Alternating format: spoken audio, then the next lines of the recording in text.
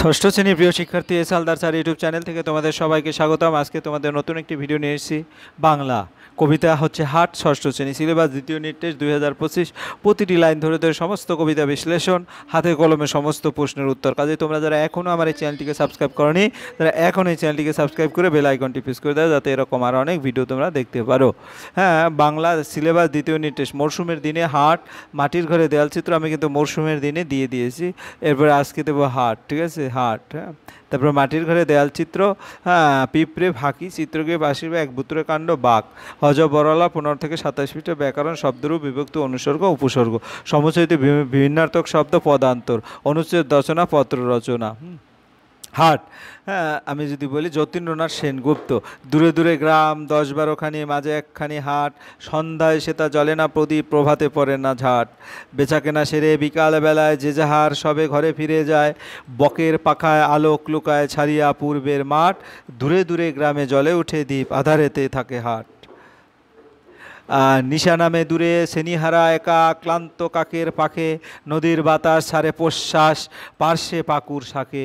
হাটের দোচালা মুদিল নয়ান, কারোতরে তার নাই আহ্বান, বাজে বায়ু আসি বিদ্রুপবাসী, জীর্ণবাসের ফাঁকে, নির্জন হাটে রাত্রি নামিল একক কাকের ডাকে।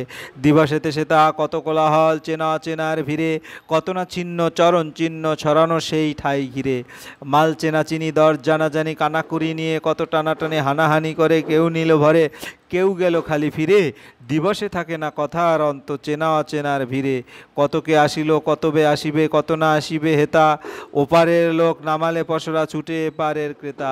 শিশির বিমল প্রভাতের ফল, শত হাতে সহি পরকের ছল, বিকাল বেলায় বিকায় হেলায় সহিয়া নীরব ব্যথা, হিসাব নাহিরে এলো আর গেল কত ক্রেতা বিক্রেতা। নতুন করিয়া বসার ভাঙা পুরানো হাটের মেলা, দিবস রাত্রি নতুন যাত্রী নিত্য নাটের খেলা। খেলা আছে হাট মুক্ত বাতাসে, বাধা নাই ওগো যে যায় সে বাতাসে, কেহ কাঁদে কেহ গাটে কারি করি বাঁধে, ঘরে ফিরিবার বেলা, উদার আকাশে মুক্ত আকাশে চিরকাল একই খেলা। এই হচ্ছে তোমার হাট। এরপরে তোমার হাতে কলমে যে প্রশ্ন আছে, সেই সমস্ত প্রশ্ন আমি এখন বিশ্লেষণে যাব। কোন সাহিত্যিক গোষ্ঠীর সঙ্গে যতীন্দ্রনাথ সেনগুপ্তের ঘনিষ্ঠ সম্পর্ক ছিল? কল্লোল গোষ্ঠী। তার রচিত দুটি কাব্যগ্রন্থের নাম লেখো। তার রচিত দুটি কাব্য মরীচিকা, মরীচিকা। নিচের বাক্যগুলো থেকে এমন শব্দ খুঁজে বের করো যার প্রতিশব্দ কবিতার মধ্যে আছে, কবিতা সেই শব্দ পাশে লেখো। আধার সাজে বনের মাঝে উল্লাস প্রাণ ঢেলেছে, প্রতিশব্দ সন্ধ্যা। আলো আমার আলো গো আলোর ভুবন ভরা, প্রতিশব্দ আলোক। তুমি আমার সকালবেলার সুর, প্রতিশব্দ প্রভাতে। আমার রাত পোহালো শারদ প্রাতে নিশা, প্রতিশব্দ দিনের বেলা বাসি তোমার বাজিয়েছে, প্রতিশব্দ দিবসে। সমুচয়িত বা প্রায় সমুচয়িত ভিন্নার্থ শব্দগুলো অর্থ পার্থক্য দেখো। দ্বীপ, প্রদীপ, মন্দিরে দ্বীপ জ্বালানো হয়, দ্বীপ। এই দ্বীপ হচ্ছে জল বেষ্টিত স্থলভাগ, এই দ্বীপটা। হ্যাঁ, আমার নবদ্বীপে বেড়াতে গিয়েছিলাম। দর, দাম, বাজারে জিনিসের দর বাড়ছে। তারপর দর, দক্ষ, ছেলেটির দাবা খেলায় দর আছে। তারপরে শাক, গাছের ডাল, গাছের শাকে পাখি বসে আছে। শাক, শঙ্খ, সন্ধ্যাবেলায় বাড়িতে শাক বাজাতে হয়। বাধা, বিপদ, জীবনে চলার পথে অনেক বাধা আছে, বাধা বেঁধে রাখা, গরুটিকে মাঠে বেঁধে রেখে আসো। নিত্য, রোজ, আমাদের নিত্য সকালে হাঁটা উচিত। নৃত্য, নাচ, গানের তালে বাচ্চারা নৃত্য করেছে। নিচের শব্দগুলো গদ্যে ব্যবহার করলে কেমন হবে লেখো। সহিয়া, সহ্য করে, সে তা সেখানে, সহি সহ্য করি। তারপরে সবে, সবাই, তবে, তাহলে, মুদিল, বন্ধ করলো। এরপরে কতগুলো গ্রামের পরে সাধারণত একটি হাট বসে, এক বাক্যে উত্তর দাও। 10-12খানি গ্রামের পরে সাধারণত একটি হাট চোখে পড়ে। হাটে সন্ধ্যা প্রদীপ জ্বলে না কেন? সারাদিন হাট সবার প্রয়োজন, মিটে গেলে সবাই যে যার বাড়ি চলে যায়। ফাঁকা হাটে তাই সন্ধ্যা প্রদীপ জ্বলে না। কার ডাকে রাত্রি নেমে আসে? একক কাকের ডাকে রাত্রি নেমে আসে। ওপারের লোক কেন এপারেতে আসে? ওপারের লোক পসরা নামিয়ে বিক্রি করার জন্য এপারেতে আসে। হিসাব নাহিরে ড্যাশ এলো আর গেল কত ক্রেতা বিক্রেতা, কোনো হিসাব নাই কেন? হাটে অসংখ্য মানুষ নিজেদের প্রয়োজনে কেনাবেচার জন্য আসে, কেউ তাদের সংখ্যা গুণে রাখে না, তাই মানুষের আসা যাওয়ার কোনো হিসাব নেই। তারপরে কবিতায় বর্ণিত হাটের চেহারাটি কেমন? হাট বসার আগে ফাঁকা জনশূন্য, হাট চলাকালীন চেনা অচেনা লোকের ভিড়, মাল নামানো, মাল বিক্রি, জিনিসের দর জানাজানি প্রভৃতি। হাট ভাঙার পর হাট অস্থায়ী, দোকান বন্ধ, হাট শেষ, ফাঁকা পড়ে থাকা মাঠ। নিচের প্রশ্নগুলো নিজের ভাষায় লেখো। হাটের স্থান ছড়িয়ে দূরের গ্রামের ছবি কবিতায় কীভাবে ফুটেছে? যতীন্দ্রনাথ সেনগুপ্ত রচিত হাট কবিতায় 10-12খানি গ্রাম নিয়ে একটি ছোট্ট হাট। সারাদিন সেখানে অনেক মানুষের ভিড় থাকে, কেনাবেচা চলে, কিন্তু সন্ধ্যাবেলায় যে যার বাড়ি যায়। সন্ধ্যায় প্রত্যেক বাড়িতে সন্ধ্যা প্রদীপ জ্বলে ওঠে এবং গ্রামের মানুষ নিজের লোকের সাথে ব্যস্ত থাকলেও হাট একাকী পড়ে থাকে অন্ধকারে। প্রকৃতির ছবি কিরূপ অসীম মমতায় কবিতায় আঁকা হয়েছে তা আলোচনা করো।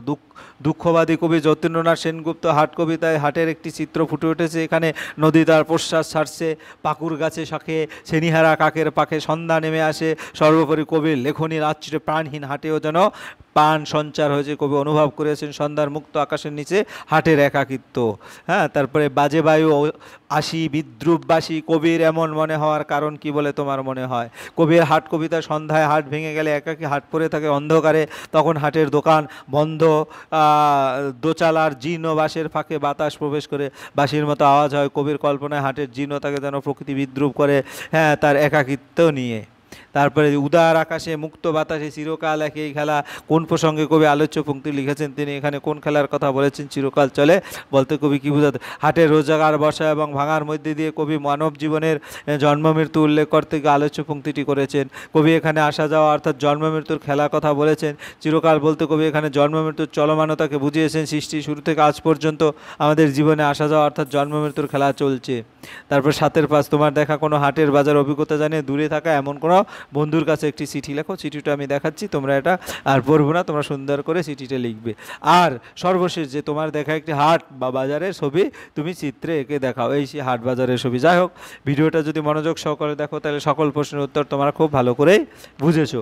যাই হোক, তোমরা যারা এখনও আমার চ্যানেলটিকে সাবস্ক্রাইব করো না, প্লিজ প্লিজ প্লিজ পরিশেষে আবার বলবো আমার চ্যানেলটিকে সাবস্ক্রাইব করে বেল আইকনটি প্রেস করে দাও।